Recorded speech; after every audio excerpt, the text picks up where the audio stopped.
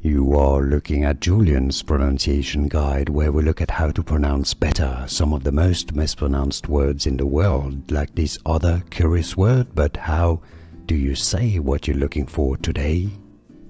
We are looking at how to pronounce the name of this German mathematician. We'll be looking at how to say more names from mathematics and science.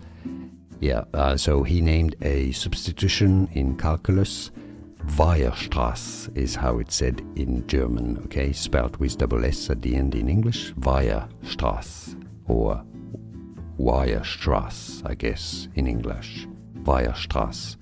And now you know. More videos for you here to learn more. I'll see you there. Thanks for watching.